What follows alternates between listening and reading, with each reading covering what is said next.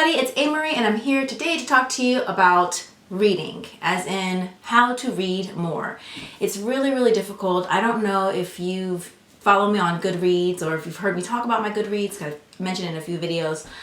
But basically, I am failing my Goodreads challenge miserably, and usually I do like 50 books a year. That's like my goal every year is 50 books. And sometimes I think I've gotten like 64, 66, 50 something.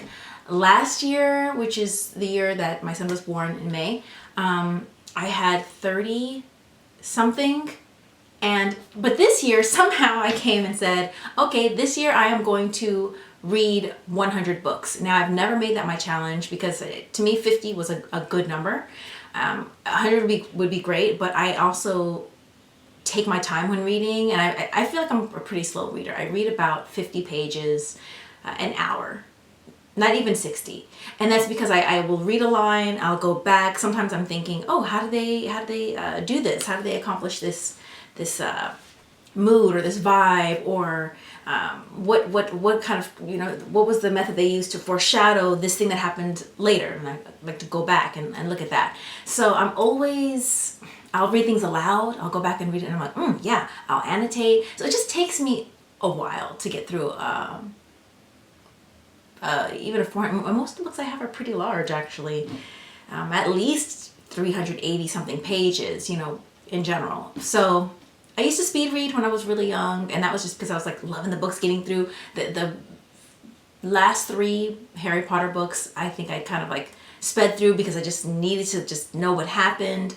But I wouldn't read like that now. So that's the thing. Even if there was a book that I was just like so into, or a series I was so into, I wouldn't actually speed through it. I just don't read that way anymore because I'm thinking about so many things and wanting to like look at so many things. So I kind of wish I was able to read that way, but I just won't let myself, because even when I try, I'm like, oh, but I really want to know that line. I really want to revisit that line. I really want to revisit that paragraph. And I'm like, girl, it's going to take you forever to read this book. But I'm like, it's quality over quantity now. But some people can read really quickly and still get all of those things in there. I have to just take my time. So again, 50, 55 pages an hour. Not even 60, 50, 55 pages an hour. That's about where I go. So I really still wanted to make my Goodreads challenge to be, 100 books this year, because I just wanted, one, I wanted a lofty goal. 2, I felt somehow as if I said 100, it would be like, yes, I would just somehow like charge through. And then I had quite a few reading slumps this year. So I don't even know what my Goodreads number is, but I do know that according to Goodreads, I am like 34 books behind or something like that. Yeah. So I had some reading slumps. It's looking pretty bad. The year's not over yet, so I am still aiming for those 100 books. I've went ahead and let myself do audiobooks and stuff like that, but we'll get to that. So let's get right into my suggestions, because I do have great suggestions for how to read more. It's just that I've gotten slumpy, and then a lot of the time that I would be able to read, I've really devoted to writing, because I've been having some deadlines. But I still read. I still do read every day. It's just, it may not be a lot. And that's kind of like where I ran into. I'm gonna go like this, because I felt my teeth touch my lipstick. And when you have dark lipstick on, it's not cute when it's on your teeth. Or red lipstick or whatever. But it happens, honey, it happens. So, number 1, read at night. It's actually good for your brain to read at night. And it puts me to sleep if I read in bed, usually.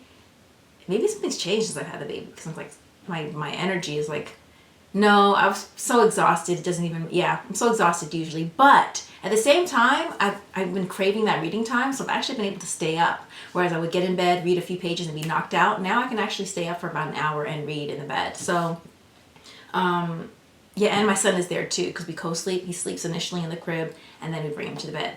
Anyway, all that to say, number 1, setting aside time for reading at night. If you can read for an hour, like I said, I'm on the slower side. That's 50 pages, 60 pages. If you're a faster reader, maybe you could do 60, 80 pages. I think Lala said that she's reading like 100 pages or something like that in an hour or plus, which is amazing. That means you can get through a book in like 4 days just by reading that 1 hour that night. So setting aside an hour would be delicious. If you can do 30 minutes, great, but an hour would be wonderful. An hour a night would be fantastic in bed when you're winding down. Just get there a little bit earlier, and it'll also help you go to sleep too. So that's a treat.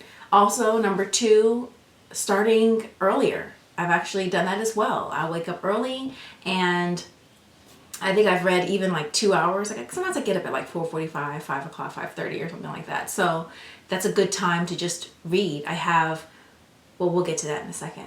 Oh, I guess it's part of this. So, okay, I have books on my phone, my iPad, so I'm able to read to not disturb anyone else. I put on the little black background, and I can do that. Also, I have a little book clip, a little light. It's a little on the bright side, and I felt like that was one of the more dim lights, because some of them, I did have another one that was like crazy, ridiculously bright. Like you can't be next to anyone with this light. And even though it might not wake someone up, actually when you go to sleep and you have light on your body, whether it's, they've done studies where they just shine a flashlight behind someone's knee, it actually messes with your circadian rhythm, possibly with the whole melatonin and everything like that, but definitely the circadian rhythm. So it actually disturbs someone's sleep when they have light shining on them. And I don't want to do that to my husband. I don't want to do that to my baby. That's just not great. So it's like, you gotta read to yourself. It's like smoking. No, it's not that dangerous. But reading dangerously, that's good for something. Anyway, I'd like to lost my train of thought. Oh, right. So the light. So I found one that was, in my opinion, is still a bit more bright. It has 3 settings, but the most dim setting is still a little bit brighter than I would love. But so far, that's the one that I like the best. You can just like, I wouldn't even put it in an Amazon link to it, because I don't know if I can recommend it totally yet. You know, I have to see. I'm going to still try to search for another light that's a little bit more dim. But that's also good. So you just clip it onto your book. You're able to read your book. You tilt it away so it's, you know, not disturbing anyone else, or as much as possible, and you read that. But mostly I do the phone or the iPad. So that brings me to, what was that? Number 1, read at night. Number 2, read in the morning. Number 3 brings me to the phone. Electronic reading on an e-reader.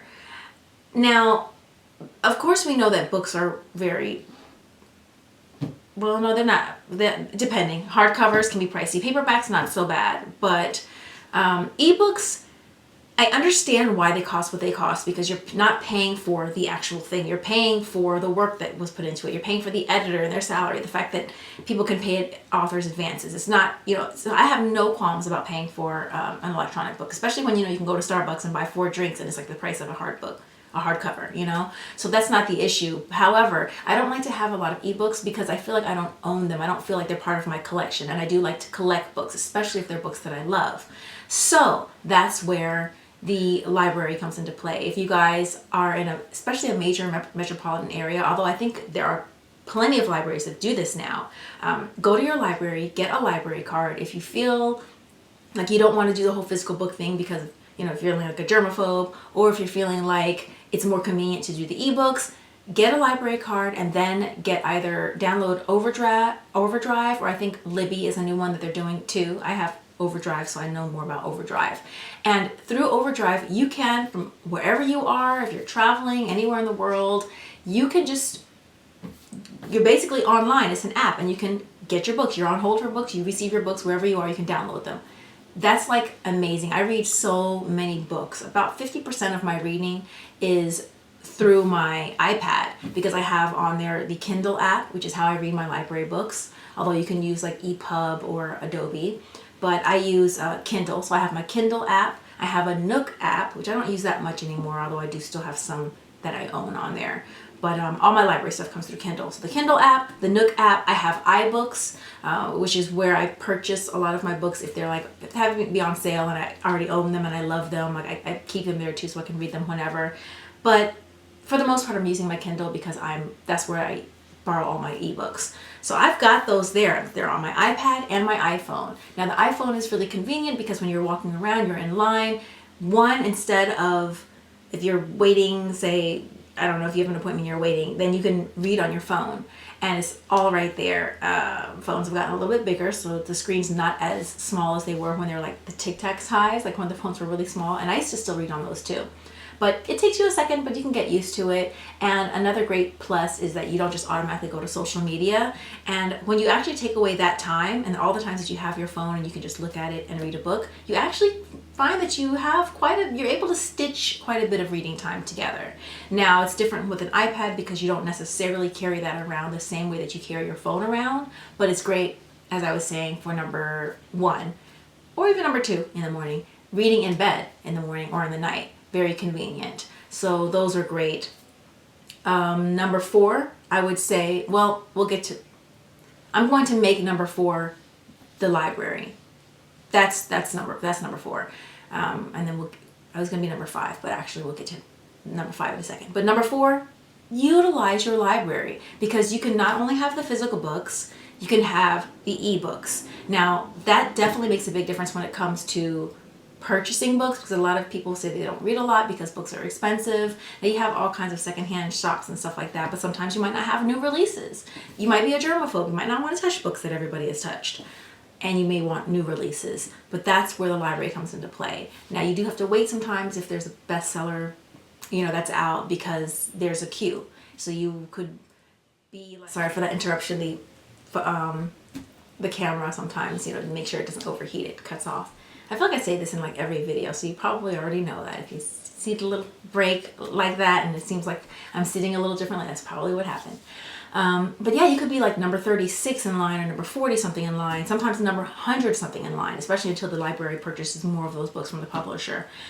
But the great thing too is that whenever a library gets requests, I think like 5 or more for the Los Angeles Public Library, for instance, they will purchase the ebook. So if there's a book that you really want, you can actually still search for it. It'll let you know if they have it. And then the library will ask you if you want to recommend that they purchase the book. Like, would you recommend it? And you can push recommend. When they have like 5 or more, that's when they purchase the ebook. And then you automatically, if you have that checked as one of your options, you automatically are in the queue. So there's been times where I've recommended a book that I really want the library to get, and I've been like number 1. So as soon as they get it, I'm the first to have it. This makes a huge, huge difference in the amount of books that you can read, because even if you can afford to buy as many books as you want, you don't necessarily want to spend money buying books that you don't even know if you'll like. That's why when it comes to, again, electronic reading on your phone or your iPad, especially if you have a Kindle, I tend to use the iBooks one, because when I used the Kindle one before, I didn't know how to erase the samples. Like, I was downloading samples and then I was like, okay, how do I get these off my phone? I read them and I don't want them here anymore. I also like that in iBooks, you can arrange your books the way you like. And in Kindle, it's alphabetical order or by author name or date published or something like that. But I like manual organization because I know why I'm putting them in a certain order, especially if I have a plan that, okay, I want to get to this here and there, and if I don't stick to it. I like the option to move my bookshelf around the way I like. So I use the iBooks a lot for when it comes to samples, and that's a great way to see if you really are into a book, because so many times though, I've purchased a book and I'm like, why didn't you just read the sample? But I was so excited, I just went ahead and bought the book, and then I'm disappointed. And it's like, oh, it feels like such a waste, because especially if it's a hardcover, even if it's like 4 Starbucks drinks or 4 coffees wherever, I'm like, I bought this book.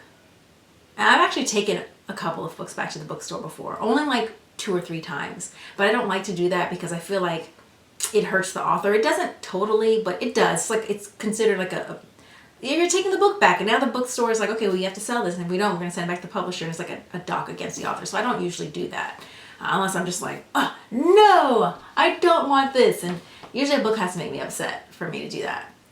But otherwise, I just put it in a pile that I'm going to donate or something like that, and that pile is pretty huge. So that is a great way to, reading electronically is a great way to read more, because you have your phone with you, read easier in bed, whether it's at nighttime or in the morning, and also check out books that you don't necessarily have to pay for. So you're less likely to get burned if you get a book that you don't like. You can just turn it back in. And you can also read samples, so you don't necessarily have to buy books that you don't really like. Plus you can read them early before they come out too. A lot of times samples are released weeks, if not a couple of months in advance, so you can see if you're interested in the book that you've been waiting for. So that's actually a really, really good one, a really helpful one. Number 5, audiobooks, which also ties into number 4. Audiobooks are a fabulous way to get your Audiobooks are a fabulous way to get your reading in, and that again ties into electronic reading as well as to the library, which is why this is the last point. I think it's the last point.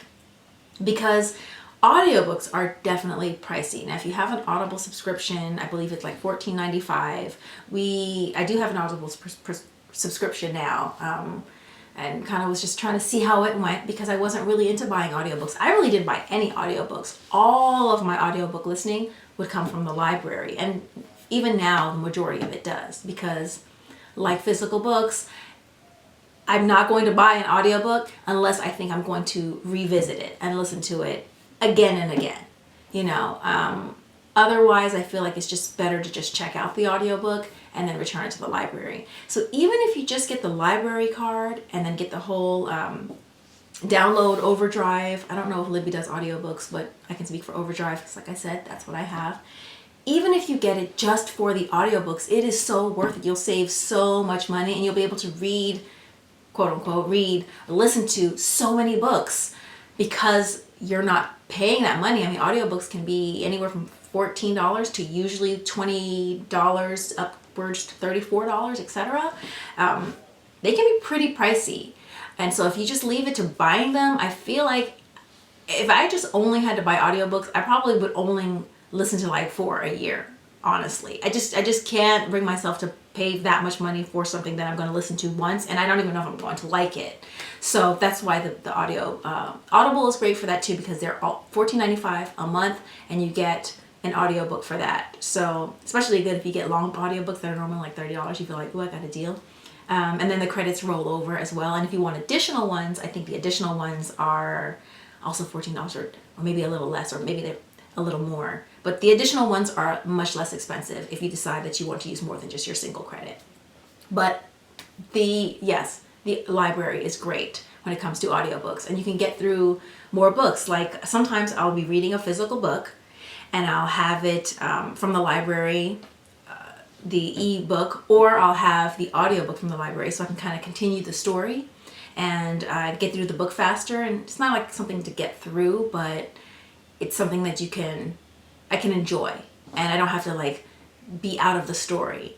And so that's really great. Or I'll split it up and say I might be listening to a really cool nonfiction. Like I recently listened to The Uninhabitable Earth by David Wallace Wells, I believe his name is. And it just talks about global warming and sea level rise and everything like that. It's pretty horrific. He's a journalist. Or was he? No, he's not even a journalist. No, he's not an advocate. He's, I think, a journalist. But the subject matter really struck him because he just sees the writing on the wall, essentially. I highly recommend that one. So that one I actually purchased from Audible as part of, I used that credit because I felt like after I borrowed from the library, and I felt like I'm going to revisit this one. This has a lot of information I'm going to want to listen to at least one more time. The Dorito Effect is another one I should get. I actually just bought the paperback because it was one of my favorites a few years ago, and highly recommend the Dorito Effect. It's all about food and flavors. So that was another great audiobook too, and I bought the paperback. So audiobooks are fantastic. I just went on and on for so long about audiobooks. Oh, another way of doing it too. So you can also be reading your physical book or your ebook and then listening to it on audio when you're unable to actually sit down and read while you're doing stuff. Or you can split it up and listen to nonfiction. I think that's what I was saying. You can split it up, listen to nonfiction, and then have like your reading. Some people will do like a book, a physical hardcover or a paperback, a different book for their phone or whatever when they're on the go, and then they'll listen to something else. That's like 3 books going at once. I'm usually a one book type of gal, and maybe I can do 2, but that's my limit. Other than that, I feel like I start to enjoy the book less. I'm just not as invested in the story, or I'm just like forgetting things, especially because sometimes with audiobooks you can zone out really easily. At least I can, but I still really love them. So I'm trying to think if there's another tip that I had. I think those were my five tips. You know what? My bonus tip. This is a bonus tip, and this is something that I wasn't doing all the time. My stomach is grumbling. I'm sorry. I don't know if you hear that. I'm like so hungry. Yeah. Okay. Yeah. It's a little embarrassing. I think it happened a couple of times in my study with me video. And I, to just disregard if you ever hear that kind of thing, if you're studying with me or reading with me. But the bonus tip would be to read what you want when you want to read it. I used to be a really big planner. So I would have a stack of books and I would leave them out visually. So I would see, okay, I'm gonna read this next, this next, this next, and this next. Or I'll mix up the order, but these are the ones that I'm getting to next. And I almost never went to those next.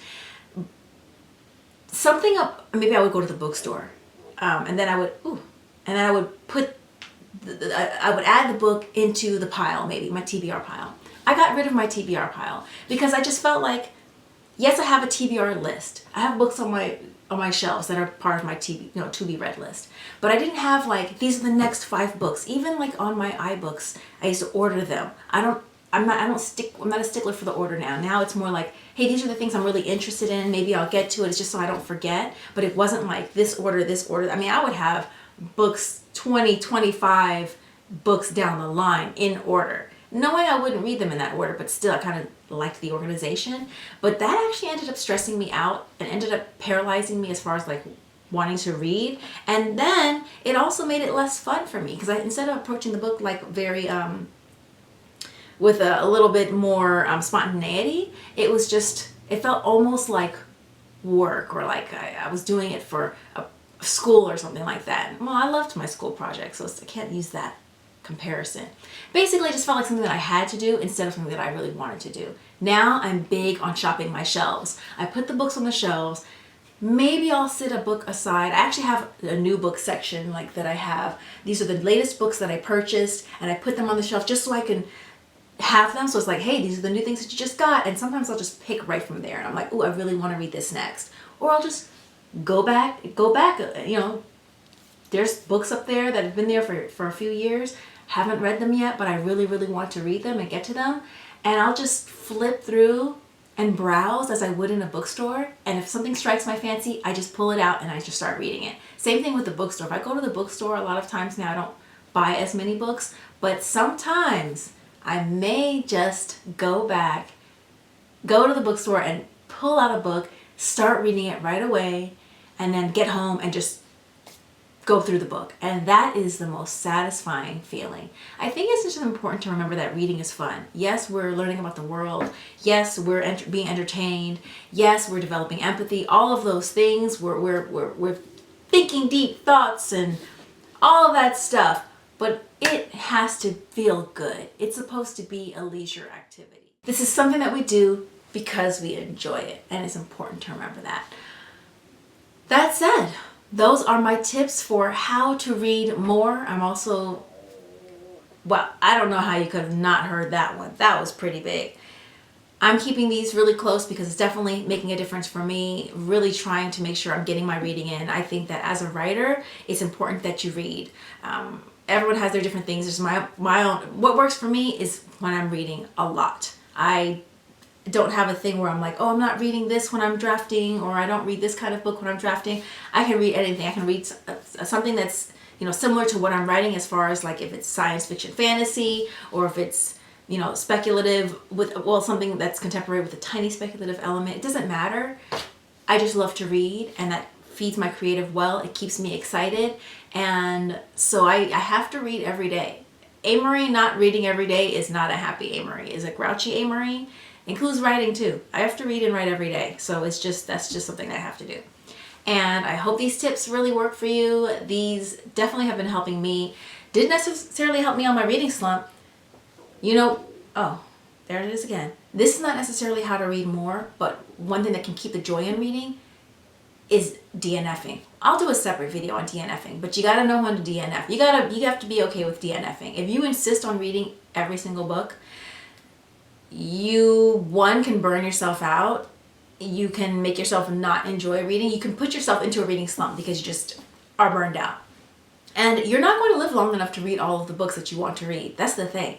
You will not live long enough to read all the books that you really want to read in this world, which is a sad thought. But it's made worse definitely when you are clinging to dear life to a book that you aren't even enjoying. Give it a fair shot, whatever that means, but you gotta let it go. I used to have to go to 50 pages. I'll let it go sooner than that now. But we'll talk about that later. Until then, I will see you guys later. I hope you enjoyed the video. Don't forget to like the video. If you liked it, please subscribe. Comment below. Let me know your thoughts, tips for how to read more, how you really get that reading time in. And also, don't forget to subscribe if you're into it to my second channel, Study, Read, Write with me, in which we just sit down and we get productive. I'm reading, I'm writing, and I'm your study partner, your writing partner. If you're working from home on the computer or whatever it is, you're working from your office and you need a partner, I'm here. All right, I will see you guys later. Bye.